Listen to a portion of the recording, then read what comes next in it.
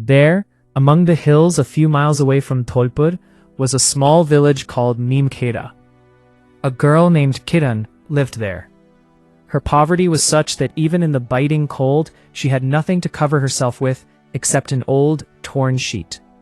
The villagers called her unfortunate because she had neither wealth nor parents. One night, while icy winds were blowing, Kiran went deep into the forest to gather dry firewood. Suddenly, she saw a faint silvery light emanating from amidst the bushes. As she drew closer, her breath caught in her throat. A tiny silver deer was trapped there, but its legs were tightly gripped in a hunter's iron snare. Tears were falling from the deer's eyes. Kiran was afraid that a hunter might be nearby, but she couldn't bear to see the innocent animal's pain. She struck the iron trap with a stone. Blood began to flow from her own hands. Her fingers had grown numb from the cold, but she did not give up. As soon as the trap broke, the deer transformed into a divine messenger of the moon god. His body shone like silver, and there was a crown of diamonds upon his head. He said, "Kiran, your selfless service has won my heart. I grant you 3 wishes," the moon god said with a smile. "Tell me, Kiran, what is your first wish?" Without a second thought, Kiran said, "My first wish is that there should never be sorrow or hunger in my village, Neemkheda. May everyone live prosperously." Deity said, "Your village will now be prosperous and happy." For the second wish, Kiran thought for a while, and then said, "Grant me immense knowledge. Knowledge through which I can find a solution to every problem." "So be it. You shall receive knowledge that will set you apart from ordinary mortals." As soon as he said this, a bright light began to swirl around Kiran. She felt as if the wisdom of thousands of books had descended into her mind all at once. Knowledge of herbs, the secrets of nature, and the power to understand people's minds. The deity said, "You can ask for the third wish whenever you desire." And with that, he vanished into thin air. When Kiran returned to Neemkheda from that mysterious forest, there was a new spark in her eyes. She was no longer that same frightened, unfortunate girl. Instead, the limitless knowledge of the universe was surging within her. As the days passed, Kiran began to manifest the miracles of her Boon. The land of Neemkheda, which had been barren and dry for years, where nothing grew but thorns. Kiran took the soil of that place in her hands.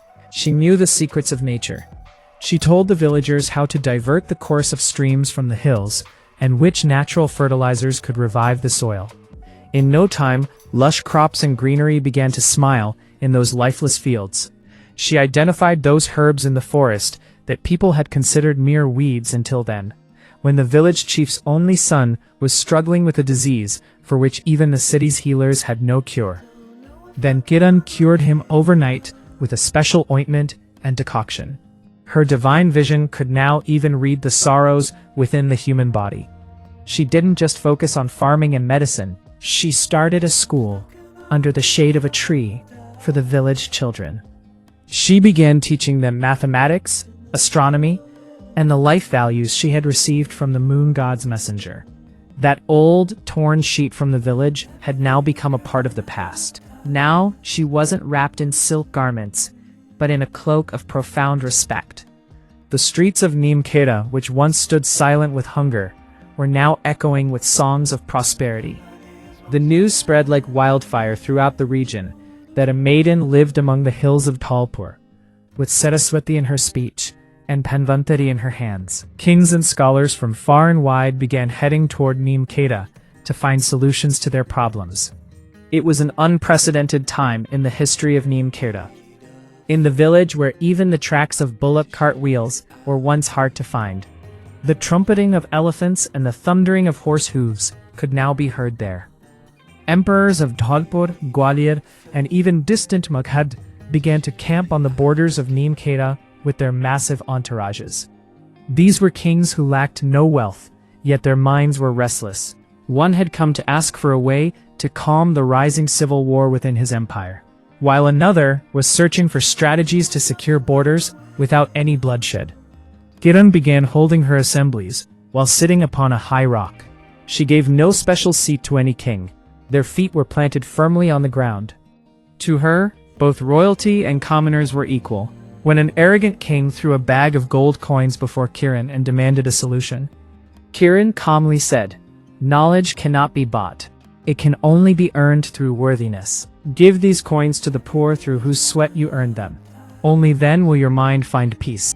The emperor's head bowed in shame, and for the first time, he sat on the ground like a disciple. When King Vikram Singh sat on the ground and expressed his helplessness, Kiran's heart melted. She saw a pain in the king's eyes that was far greater than any power or ego. The king said with folded hands, "Take all my wealth, but grant my son the gift of life. Will you come with me to my kingdom?" Then she slowly nodded her head and set off toward the palace with the king. When she reached inside the grand palace, its opulence seemed dull before her simplicity.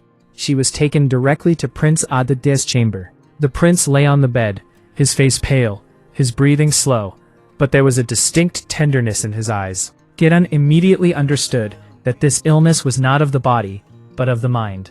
The prince had taken the suffering, hunger, and injustice of his people so deeply to heart that his spirit had begun to break.